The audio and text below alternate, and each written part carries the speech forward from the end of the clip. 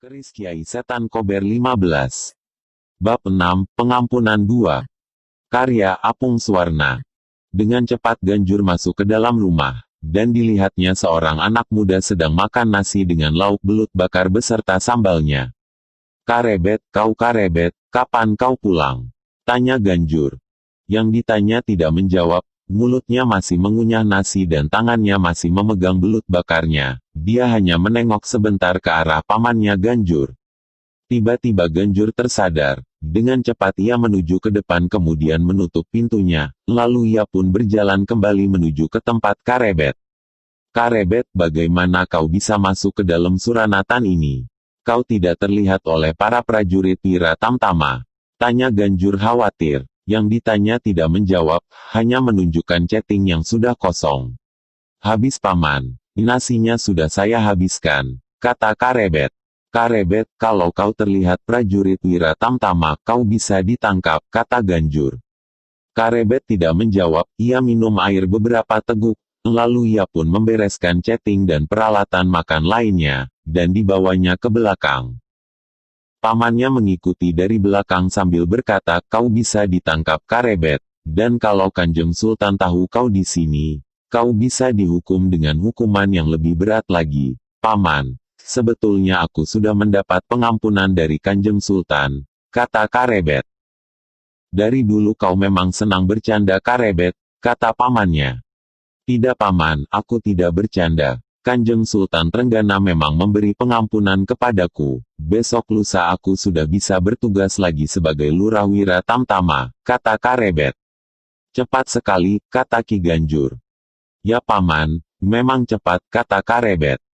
"Syukurlah kalau begitu. Besok lagi supaya kau harus lebih berhati-hati. Jangan mudah membunuh orang," kata Ki Ganjur. "Ya paman," jawab Karebet. "Besok sore katanya Kanjeng Sultan baru pulang dari hutan Prawata," kata pamannya. "Ya paman," jawab Karebet. "Kau akan tidur di sini?" tanya Ganjur. "Ya paman, tadi sewaktu di depan Regol, aku sudah bertemu dengan Ki Tumenggung Suranata, dan sudah minta izin untuk tidur di sini. Nanti aku tidur di sini 2 malam paman, lalu untuk seterusnya aku tidur di dalam lor, iya. Lalu besok sehari kau akan di rumah saja?" tanya Ki Ganjur. "Tidak paman, aku besok akan pergi ke Kadilangu, ke tempat Kanjeng Sunan Kalijaga," jawab Karebet. "Ya, kau pasti lelah, istirahatlah," kata pamannya. "Nanti sajalah paman, aku akan mandi dulu," jawab Karebet. Pamannya pun kemudian meninggalkan Karebet dan kembali duduk di depan rumah. Malam itu bulan kelihatan terang. Karebet dan pamannya Ganjur duduk berdua di teras rumah. "Selama kau menjalani hukuman, kau kemana saja Karebet?" tanya Ganjur. Karebet memandang ke pamannya, lalu ia pun menjawab, "Aku pulang ke Pengging paman." Ganjur pun masih bertanya lagi, "Kau pulang ke Tingkir juga?" "Tidak paman, aku khawatir Biung menjadi sedih," jawab Karebet. Mendengar kata-kata kemenakannya, Ganjur pun menganggukkan kepalanya. "Iya. Biungmu tidak usah mengetahui kalau kau pernah dihukum. Sekarang, setelah aku mendapat pengampunan dari Kanjeng Sultan, aku berani pulang ke Tingkir paman, dan tak akan membuat Biung bersedih," kata Karebet. "Karebet, aku sudah pikun, aku tidak berani berjalan sendiri. Kalau kau pulang ke Tingkir, aku ikut bersamamu," kata Ganjur. Karebet melihat pamannya Ganjur yang memang terlihat semakin tua. Tubuhnya semakin renta. "Ya paman, aku berjanji, nanti kalau aku akan pulang ke Tingkir, paman akan aku ajak menemui Biung. Nanti kalau paman ingin kembali ke kota raja lagi bisa diantarkan paman Suta dan paman Naya. Tetapi kalau paman sudah tidak ingin bekerja lagi, ingin beristirahat menikmati hari tua di Tingkir, paman bisa tinggal di sana berdua dengan Biung," kata Karebet. "Ya Karebet," kata Ki Ganjur. Beberapa saat kemudian, Ganjur pun berkata, "Sudah malam, aku akan tidur dulu." "Ya paman," jawab Karebet. Ki Ganjur pun masuk ke dalam rumah untuk beristirahat sedangkan Karebet masih berada di luar.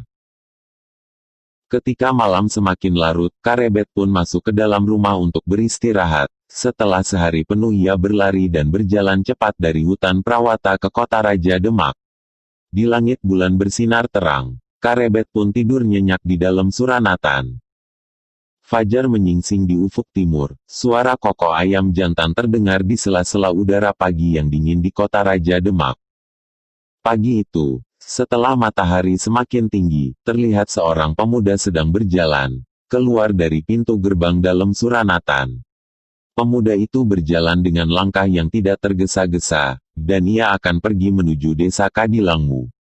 Ketika sedang berjalan sambil menganyam angan-angan, terdengar suara seorang perempuan memanggilnya, "Karebet." Karebet menengok ke belakang, dilihatnya seorang perempuan cantik setengah baya sedang berjalan di belakangnya. Karebet pun memperlambat langkahnya, lalu ia pun berhenti menunggu perempuan cantik itu. "Karebet," kata perempuan itu. "Ya Nyai Madusari," jawab Karebet kepada perempuan itu. Setelah berada di sebelah Karebet, Nyai Madusari pun berhenti. "Kemarin Nyai sudah cerita ke Gusti Putri tentang kepulanganku di kota raja. Bagaimana tanggapan Gusti Putri, Nyai?" tanya Karebet. "Ya Gusti Putri senang sekali Karebet, nanti kalau kau tugas berjaga di Kaputren atau di ruang dalam, Gusti Putri akan menghadap Kanjeng Prameswari, supaya bisa bertemu denganmu," kata Nyai Madusari. "Ya, besok aku pun akan ke keraton, menghadap Ki Tumenggung Gajah Birawa," kata Karebet. "Besok kau sudah menjadi lurah prajurit lagi?" tanya Nyai Madusari. "Ya Nyai," jawab Karebet. "Sekarang kau akan kemana Karebet?" tanya Nyai Menggung. "Aku akan ke Kadilangmu," jawab Karebet. "Ke tempat Kanjeng Sunan Kalijaga?" tanya Nyai Madusari. "Ya Nyai," sahut Karebet. "Ya sudah, Karebet, aku akan ke Kaputren dulu," kata Nyai Madusari. "Ya Nyai," jawab Karebet, dan mereka pun berpisah. Nyai Madusari berjalan ke keraton, sedangkan Karebet meneruskan perjalanannya ke Kadilangmu. Karebet berjalan ke arah selatan, berjalan dengan langkah yang teratur, tidak tergesa-gesa. Daerah sekitar kota Raja Demak adalah daerah yang kering. Musim kemarau ini daerah kota Raja sudah agak sulit mencari air. Kalau di daerah Tingkir atau Pengging air banyak sekali, apalagi di daerah Pengging. Di sana ada sebuah umbul yang besar, kata Karebet dalam hati. Beberapa saat kemudian Karebet berbelok ke timur menuju tepi barat Sungai Tuntang. Saat itu musim kemarau. Air sungai menjadi tidak terlalu tinggi. Karebet pun sudah mengetahui bagian sungai yang agak dangkal, sehingga Karebet pun menyeberang sungai tidak perlu dengan berenang, tetapi cukup hanya dengan berjalan kaki. Tak lama kemudian setelah menyeberangi sungai, Karebet pun telah tiba di seberang, di tepi sebelah timur Sungai Tuntang.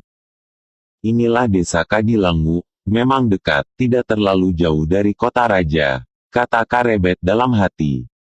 Karebet berjalan beberapa langkah ke arah timur. Kemudian ketika dilihatnya sebuah rumah, maka Karebet pun berbelok menuju rumah tersebut.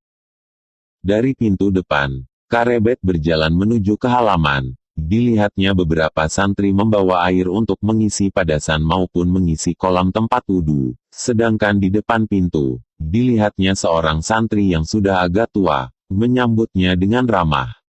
Karebet pun mengucapkan salam, dan orang itu pun menjawab salamnya. "Silakan masuk anak mas Karebet, anak mas sudah ditunggu Kanjeng Sunan Kalijaga di ruang dalam," kata orang itu. "Ternyata Kanjeng Sunan Kalijaga sudah tahu kalau aku mau datang kemari," kata Karebet dalam hati.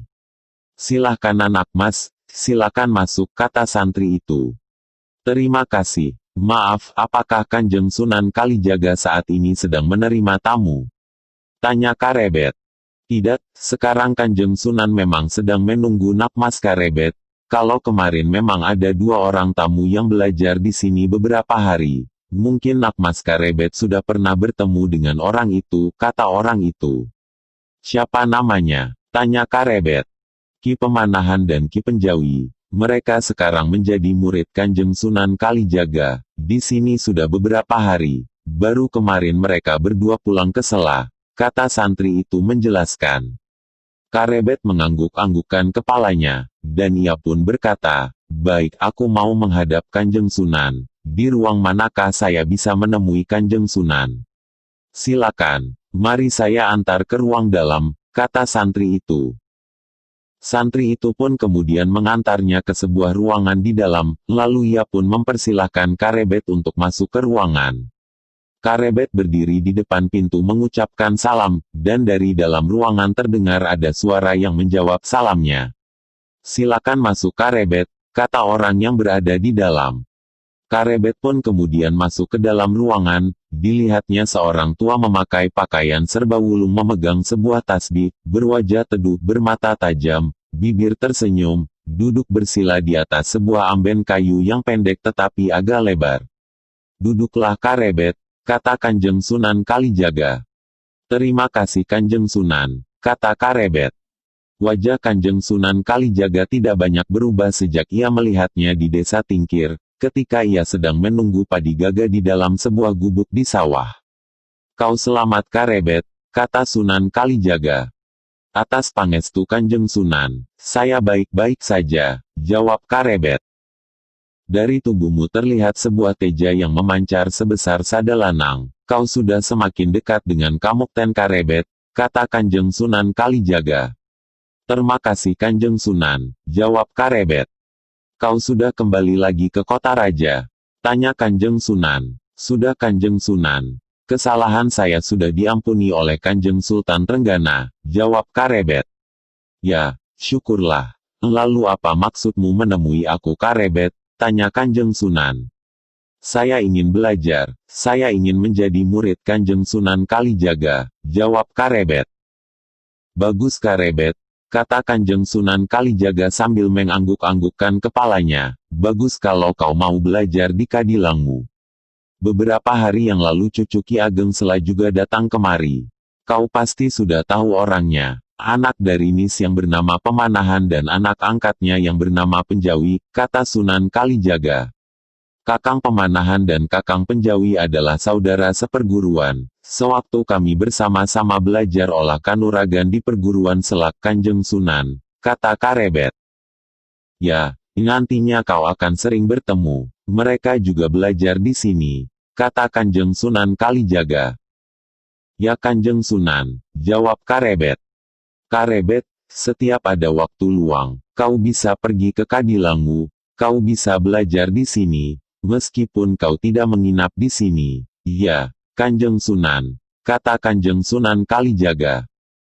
Mulai saat itu Karebet mulai belajar kepada Kanjeng Sunan Kalijaga, salah seorang wali sanga yang mumpuni ilmu lahir batin. Matahari bergerak terus ke arah barat, dan setelah matahari sampai di puncak langit, seorang santri membunyikan sebuah kentongan, sebagai tanda telah tiba waktunya untuk menunaikan sholat duhur. Hari ini cukup sekian dulu Karebet, saat ini telah tiba waktunya untuk sholat duhur, kata Kanjeng Sunan Kalijaga. Kanjeng Sunan Kalijaga lalu mengajak semua santrinya untuk menjalankan sholat duhur berjamaah. Setelah sholat duhur, Karebet pun diajak makan bersama para santri di sebuah ruangan, makan nasi jagung dan sayur kacang panjang. Kami menanam jagung dan padi di sawah tada hujan, kata salah seorang santri. Sekarang musim kemarau, kata Karebet. Ya, tetapi kami masih punya persediaan padi, kata santri itu. Setelah ini apa yang dikerjakan para santri? Ada yang mencari air, ada juga yang membelah kayu bakar, ada yang membuka ladang baru, kata santri itu. Baiklah, nanti aku yang akan bantu membelah kayu bakar, di mana kayu yang akan dibelah? Kata Karebet, ada di samping rumah. Parang dan kapaknya diletakkan di dinding dalam, kata santri itu. Setelah beristirahat, tak lama kemudian Karebet pun membantu para santri membelah kayu bakar untuk keperluan memasak para santri di Kadilangmu. Dengan tenaganya yang kuat, Karebet pun bekerja tanpa henti sampai terdengar kentongan yang ditabuh seorang santri sebagai tanda telah tiba waktu untuk sholat asar. Waktu pun bergerak terus, matahari terlihat merayap turun di langit sebelah barat. Setelah selesai melaksanakan sholat asar berjamaah, terlihat Karebet berjalan keluar dari Kadilangmu, dan akan pulang ke dalam Suranatan. Karebet berjalan ke arah barat, tak berapa lama ia pun sudah sampai di tepi timur Sungai Tuntang. Setelah menyeberangi Sungai Tuntang, maka Karebet pun tiba di tepi barat, lalu ia pun berbelok ke utara. Karebet berjalan di jalan yang biasa dilewatinya, jalan yang sudah ramai. Jauh di depan sudah terlihat beberapa rumah di kota raja. Ketika Karebet sedang berjalan, tidak jauh dari jalan yang akan dilaluinya, terlihat ada seseorang yang memakai caping, sedang duduk di bawah sebuah pohon. Tidak biasanya ada orang yang duduk di tepi jalan dengan memakai caping. Siapa orang itu? Kata Karebet di dalam hatinya, dan ia pun berjalan mendekat ke arah orang yang memakai caping. Orang itu pun mengetahui kalau Karebet berjalan ke arahnya, maka orang itu pun berdiri dan berjalan menjauh ke arah barat. Ketika Karebet mengetahui orang itu berjalan menjauh maka ia pun segera berjalan mengikuti dari belakang. Siapa orang itu? Kata Karebet dalam hati. Hei Kisanak, berhenti dulu, kita berbicara sebentar, kata Karebet. Orang itu terus berjalan ke arah barat. Ketika ia menengok ke belakang dan mengetahui ada orang yang mengikutinya, maka orang itu pun kemudian berlari berbelok ke arah selatan, menjauhi kota raja. Melihat orang bercaping berlari ke selatan, Karebet yang tak pernah mengenal rasa takut berlari mengejarnya. Di sore hari matahari sudah condong ke barat, terlihat dua orang berlari cepat, Karebet mengejar orang bercaping yang lari ke arah selatan. Karebet mengeluarkan semua kekuatannya untuk mengejar orang yang mencurigakan. Hei berhenti dulu Kisanak, teriak Karebet. Meskipun Karebet mengejar sekuat tenaga, jarak ke orang bercaping tidak bertambah dekat, tetapi jarak itu tetap seperti semula. Ketika melewati beberapa rumpun pohon bambu, Karebet terkejut karena orang bercaping yang dikejarnya telah lenyap. Karebet pun melihat keadaan sekelilingnya, tetapi orang bercaping itu tetap tidak kelihatan. Orang bercaping itu telah menghilang di sini. Ternyata aku telah dipancing untuk mengikutinya sampai di sini. Siapakah dia? Kata Karebet dalam hati, orang itu berilmu tinggi, aku tak mampu mengejarnya. Siapa orang itu yang telah memancingku supaya datang kemari?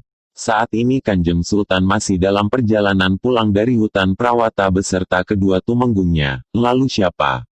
Tumenggung Suranata, Tumenggung Surapati, atau Kipati Wanasalam. Tidak mungkin kalau orang itu seorang tumenggung. Rata-rata ilmu seorang tumenggung belum setinggi orang bercaping itu, atau mungkinkah dia Arya Penangsang? Kata Karebet dalam hati. Karebet berpikir, kalau orang itu penangsang tidak mungkin dia mampu menghilang di hadapannya. Kalaupun ada persoalan, penangsang pasti akan datang beradu dada, tidak harus berputar-putar seperti ini. Orang itu bukan penangsang, tetapi siapa orang yang memakai caping itu? Atau orang dari luar keraton?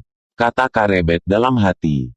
Mengetahui yang dikejarnya adalah orang yang berilmu tinggi, maka Karebet kemudian mengumpulkan semua kekuatan yang tersimpan di dalam dirinya. Ia segera matek aji miliknya yang ngedap-edabi aji lembu sekilan. Karebet maju beberapa langkah ke depan, pandangannya melihat berkeliling mencari orang bercaping yang lenyap ketika sedang dikejarnya. Karebet pun terkejut, ketika ia menengok ke belakang. Terlihat di dekat rumpun bambu, seorang yang memakai caping sedang duduk di atas sebatang pohon yang roboh. Karebet memutar badannya, dengan penuh kewaspadaan dia maju mendekati orang itu, aji lembu sekilan pun masih manjing di dalam dirinya. Orang ini berilmu tinggi, siapa dia? Wajahnya tertutup caping yang dipakainya, kata Karebet dalam hati. Ilmunya beberapa lapis di atasku, beberapa gerakannya tidak dapat aku ketahui, langkah-langkahnya luput dari pengamatanku, kata Karebet tak bersuara. Tidak ada jalan lain. Karebet pun mempersiapkan aji hastadahana pada serangan pertama. Ketika jarak antara dirinya dengan orang bercaping hanya tinggal 4-5 langkah, Karebet pun bertanya, Kisanak, apa maksudmu memancing aku kemari? Siapakah kau ini sebenarnya? Karebet terkejut ketika orang bercaping itu menjawab, duduklah Karebet. Meskipun Karebet tidak bisa melihat orang bercaping karena wajah orang itu tertutup caping yang dipakainya, tetapi Karebet sudah hafal dengan nada suaranya, duduklah Karebet, kata orang itu sekali lagi. Karebet maju ke depan, Dilihatnya orang itu, seorang yang berumur menjelang setengah abad, bertubuh sedang, berpakaian sederhana, memakai caping, dan berwajah tenang. Ketika Karebet sudah dekat sekali, maka orang itu pun membuka capingnya dan tersenyum kepada Karebet.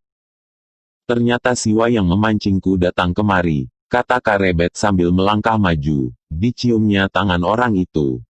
Orang itu tersenyum, Karebet, kau dari Kadilangmu.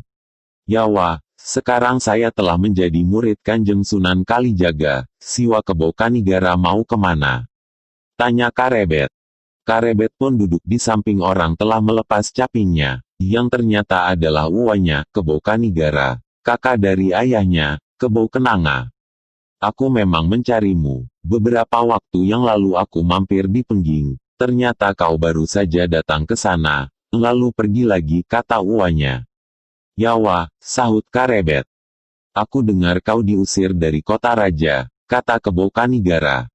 Yawa, saya bersalah membunuh Dadung Awuk, lalu Kanjeng Sultan menghukum saya, dan saya pun diusir dari kota raja dan diberhentikan sebagai prajurit Wira Tamtama, kata Karebet.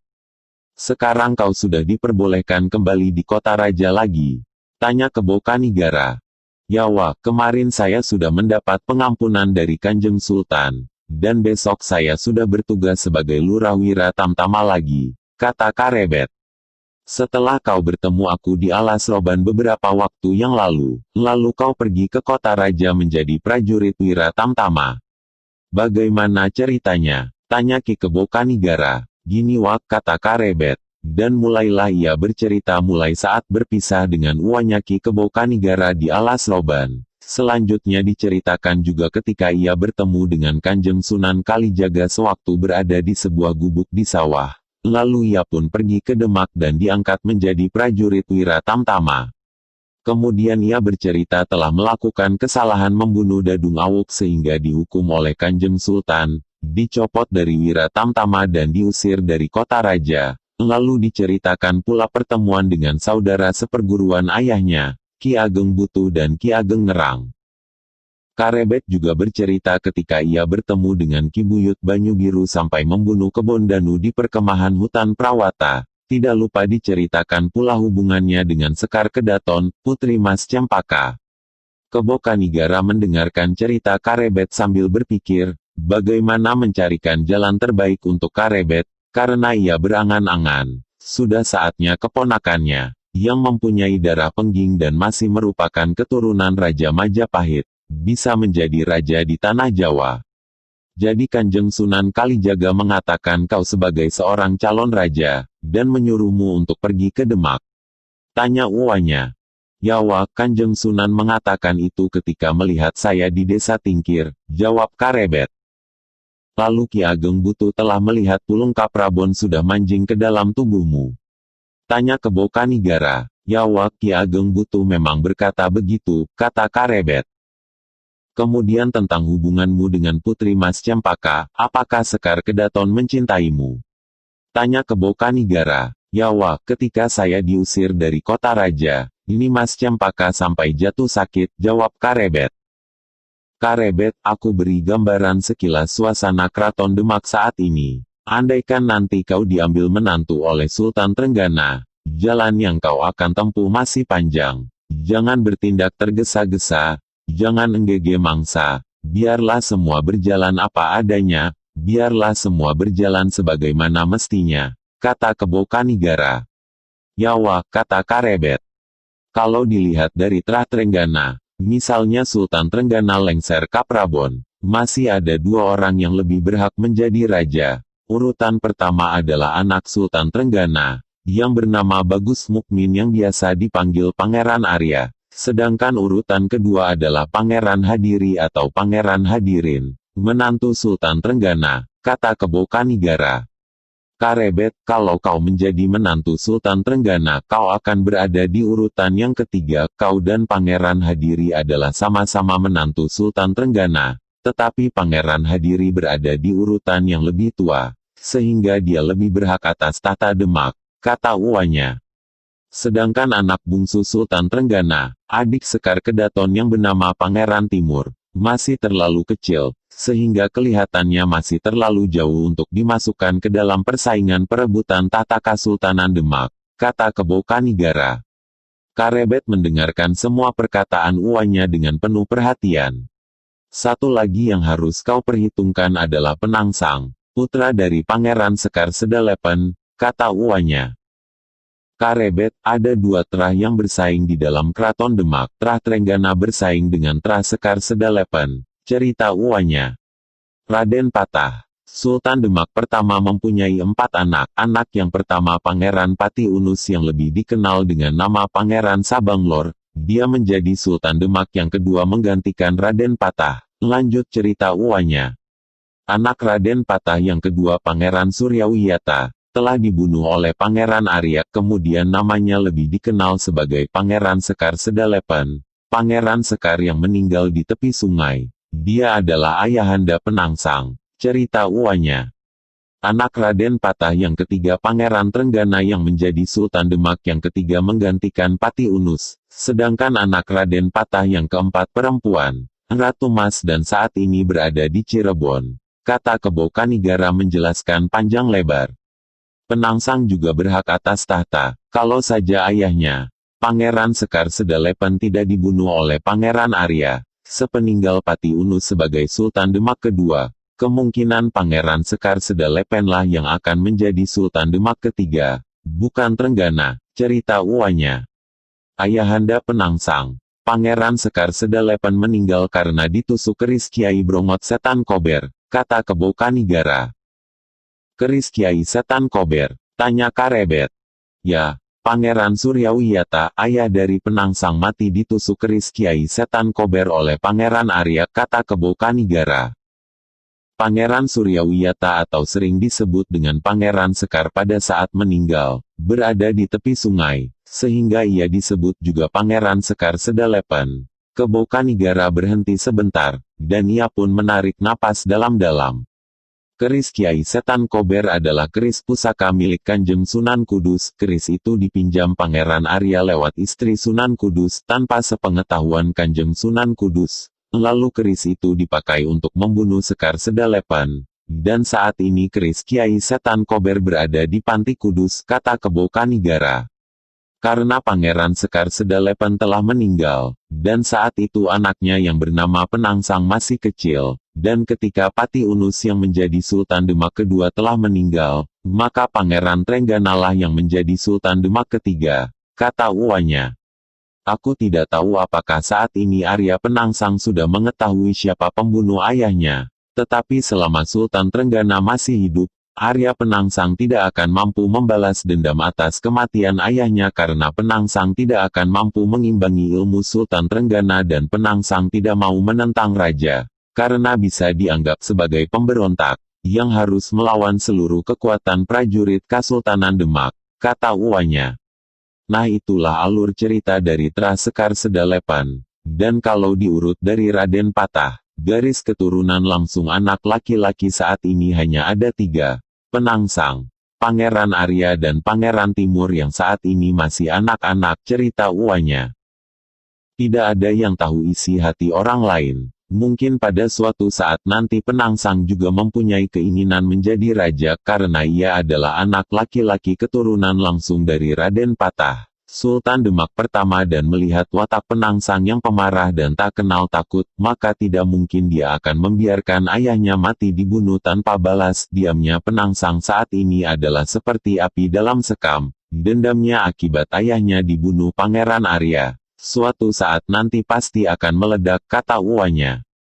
Nah Karebet, jangan kau anggap ringan Penangsang. Kau jangan membuat persoalan dengan dia. Saat ini kedudukanmu belum sejajar dengan Penangsang dan hindari semua pertentangan dengan Penangsang. Selama kau belum menjadi menantu Sultan Trenggana, kata uanya. Kau dengan Penangsang mempunyai ilmu kanuragan yang seimbang. Hanya yang sabar dan cerdik, yang akan mendapat kemenangan. Itulah gambaran keadaan yang nanti akan kau hadapi, kalau kau menjadi menantu Sultan Trenggana, kata Kebo Kanigara. Yawa, akan saya perhatikan, kata Karebet. Satu lagi Karebet, kau jangan melakukan kesalahan sekecil apapun. yang bisa menyebabkan semua yang telah kita rencanakan menjadi berantakan, kata Uanya. Baik Wah, aku akan lebih berhati-hati, kata Karebet. Aku akan selalu di belakangmu, nanti akan kita pikirkan langkah-langkah selanjutnya, kata Kebo Kanigara. Ya Wah, setelah ini Siwa akan kemana? Tanya Karebet. Aku saat ini berada di sekitar kota raja hingga sekitar 1 candra lagi, jawab Kebo Kanigara. Kalau ada sesuatu yang penting, bagaimana saya bisa menghubungi Siwa Kebo Kanigara? Tanya Karebet. Di sini, di tempat ini kau letakkan batang kayu ini di bawah rumpun bambu itu, maka aku yang akan mencarimu di kota raja dengan suara burung kedasi. Ingat Karebet, aku akan menirukan suara burung kedasi, kata Uanya. Kalau kau dengar suara burung kedasi, kau keluar menuju ke arah jalan ini, kata Kebo Kanigara. Baik Wah, kata Karebet. Saat ini kita hanya bisa menunggu tindakan yang dilakukan oleh Sultan Trenggana tentang hubunganmu dengan Sekar Kedaton. Nah Karebet, matahari hampir tenggelam, kita berpisah dulu. Kalau ada sesuatu yang penting, segera kau kabari aku, kata Kebo Kanigara sambil memakai capingnya. Baik Wah, sekarang saya akan pulang ke dalam Suranatan, kata Karebet. Setelah mencium tangan Ki Kebo Kanigara, maka mereka pun berpisah. Karebet berjalan ke arah utara, menuju dalam Suranatan, sedangkan Kebo Kanigara berjalan ke arah selatan.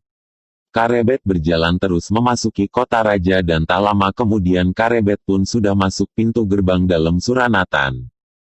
Seperti biasanya, pamannya terlihat sedang duduk di lincak di depan rumah. Kau baru pulang Karebet, kata Ki Ganjur ketika Karebet sampai di depan pintu. Ya Paman, jawab Karebet.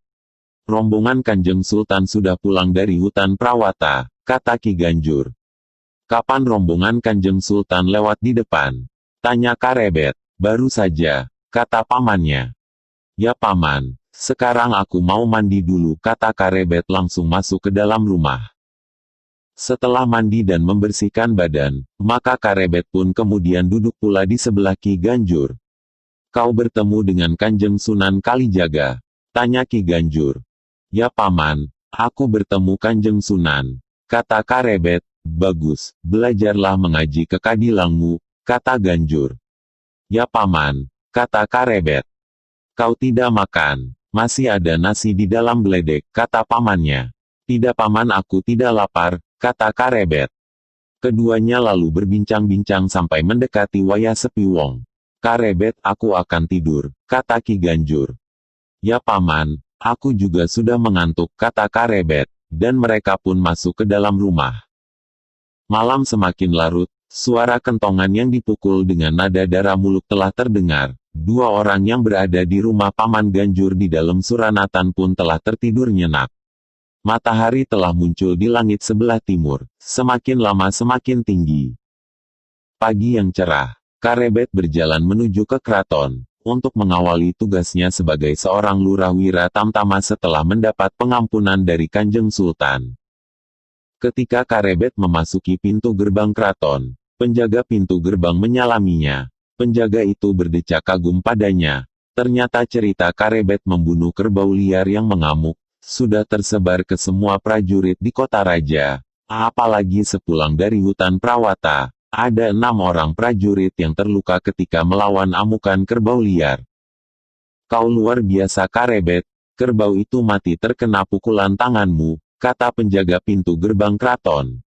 Sebetulnya kerbau itu sudah terlalu lelah setelah dikeroyok belasan prajurit, sehingga ketika tiba giliranku, aku menjadi agak mudah mengalahkannya, kata Karebet sambil tertawa.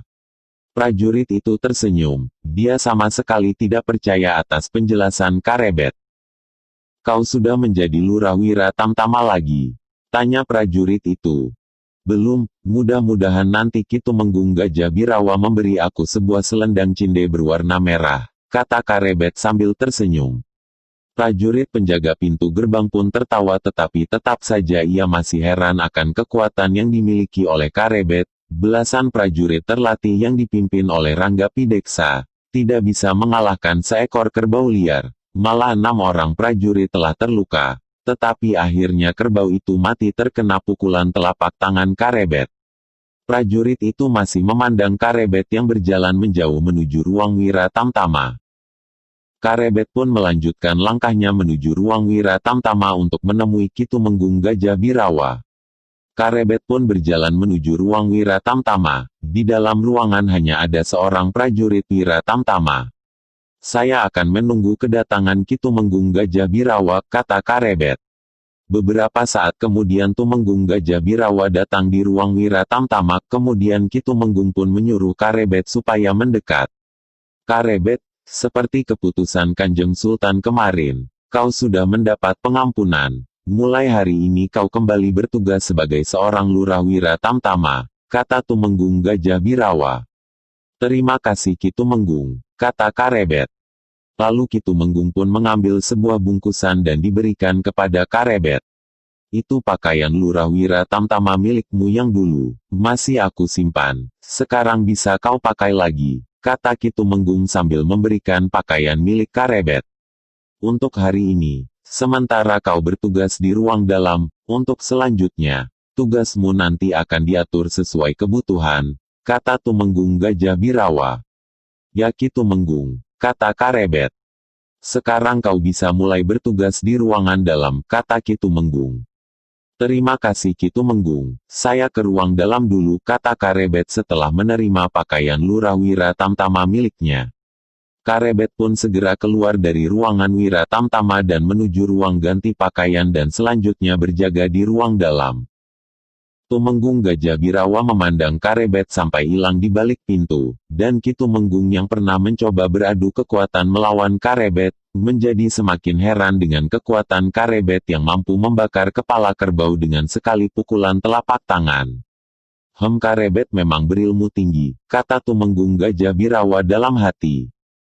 Karebet memang berilmu tinggi," kata Tumenggung Gajah Birawa dalam hati.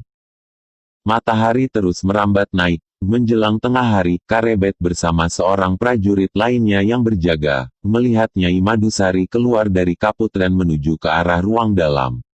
"Mau kemana Nyai Madusari?" tanya Karebet. "Mau ke ruang dalam Karebet, Ki Lurah," jawab Nyai Menggung. "Silakan Nyai," kata Karebet mempersilahkan. "Ki Lurah, saya akan menghadap Gusti Kanjeng Prameswari, Gusti Putri, mohon izin untuk menghadap ibundanya," kata Nyai Madusari selanjutnya. Karebet tersenyum. Kalau diizinkan menghadap Kanjeng Prameswari, sebentar lagi Sekar Kedaton akan lewat di pintu yang dijaganya. Nyai Madusari masuk ke ruang dalam, berbicara sebentar dengan Emban Prameswari, dan tak lama kemudian Nyai Madusari keluar dari ruang dalam dan berhenti di depan Karebet, lalu ia pun berkata, "Sebentar lagi Gusti Putri akan menghadap Kanjeng Prameswari." "Ya Nyai," kata Karebet. Nyai Madusari segera berjalan menuju kaputren, dan tak lama kemudian terlihat dua orang keluar dari pintu kaputren. Nyai Madusari bersama Sekar Kedaton Mas Cempaka berjalan menuju ruangan dalam, menghadap Kanjeng Prameswari.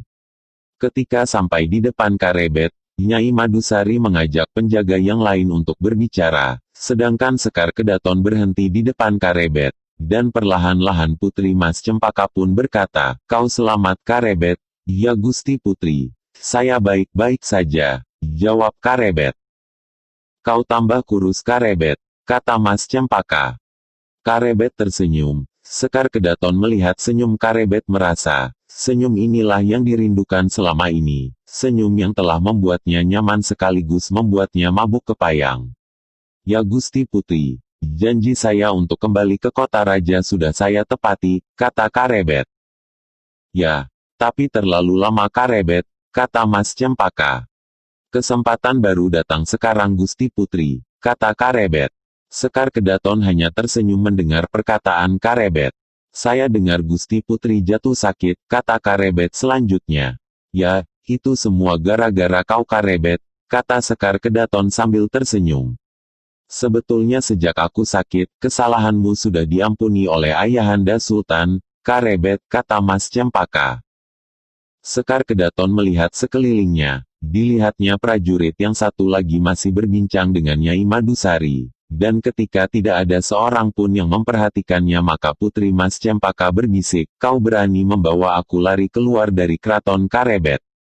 Karebet terkejut mendengar tantangan Sekar Kedaton. Dengan hati-hati ia menjawab, "Gusti Putri, bukannya saya tidak berani. Tetapi nanti Kanjeng Prameswari bisa menangis 3 hari 3 malam kalau mengetahui Gusti Putri hilang. Bersabarlah Gusti Putri." "Baiklah Karebet, aku akan bersabar 2-3 candra lagi. Kalau tidak ada perubahan, paling lambat 3 bulan lagi kau harus membawa aku meninggalkan keraton. Kemanapun kau pergi aku ikut Karebet," kata Sekar Kedaton sambil tersenyum. "Karebet, aku akan menghadap Kanjeng Ibu dulu," kata Gusti Putri. Lalu bersama Nyai Madusari, keduanya menuju ruang dalam. Demikianlah waktu pun berjalan terus, matahari terbit di ufuk timur, tenggelam di cakrawala barat, gelap pun menyelimuti bumi, bulan pun malu-malu bersembunyi di balik awan. Hari berganti hari, setiap hari Gusti Putri Mas Cempaka menghadap ibundanya, dengan berbagai macam alasan, dan ini tidak pernah terjadi sebelumnya, sehingga membuat Kanjeng Prameswari cemas. Selama 3 pasar, sejak Karebet bertugas di keraton, setiap hari Sekar Kedaton berkunjung ke ibundanya, dan ini membuat Kanjeng Prameswari memberanikan diri membicarakannya dengan Kanjeng Sultan. Pada malam harinya, Kanjeng Prameswari berkata kepada Kanjeng Sultan, "Mohon ampun Kanjeng Sultan, kalau diperkenankan hamba ingin berbicara." "Kau ingin bicara apa Ratu?" kata Kanjeng Sultan Trenggana. "Mengenai anak kita, Sekar Kedaton Kanjeng Sultan," kata Kanjeng Prameswari. "Ada apa dengan Cempaka, Ratu? Apakah tidak sebaiknya Kanjeng Sultan mulai memikirkan kelanjutan hubungan Sekar Kedaton dengan Karebet?" kata Kanjeng Ratu. "Oh soal Cempaka dan Karebet, aku sudah memikirkan, malah bukan hanya itu. Aku juga sudah memikirkan yang lain, aku merencanakan membangun 4 buah bangunan baru. Yang berupa bangunan pesanggrahan 2 buah, yang berupa bangunan kadipaten 2 buah, kata Sultan Trenggana. Bangunan itu nanti akan aku berikan untuk anak kita Pangeran Arya, untuk menantu kita Pangeran Hadiri, untuk keponakan kita Penangsang dan untuk calon menantu kita Karebet, kata Kanjeng Sultan. Sedangkan untuk anak kita yang bungsu, Pangeran Timur kita pikirkan besok karena dia masih terlalu kecil, kata Kanjeng Sultan selanjutnya. Mereka berempat akan dibuatkan bangunan untuk pesanggrahan dan kadipaten. Di daerah mana Kanjeng Sultan? Tanya Kanjeng Prameswari. Yang sudah aku tentukan baru 1, Arya Penangsang akan menjadi adipati di Jipang Panolan. Sedangkan Pangeran Arya, Pangeran Hadiri dan Karebet belum aku tentukan. Karena besok aku baru akan membicarakannya dulu dengan Pati J, kata Kanjeng Sultan. Terima kasih Kanjeng Sultan, kata Kanjeng Prameswari. Mungkin lusa Karebet akan aku tanya mengenai sikapnya terhadap Cempaka, kata Kanjeng Sultan selanjutnya. Keesokan harinya, Kanjeng Sultan memberi perintah kepada seorang prajurit yang berjaga di ruang dalam. Panggil Pati Wanasalam, supaya menghadap sekarang, kata Kanjeng Sultan. Prajurit itu pun segera pergi ke Kepatihan menemui Ki Pati Wanasalam. Bersambung.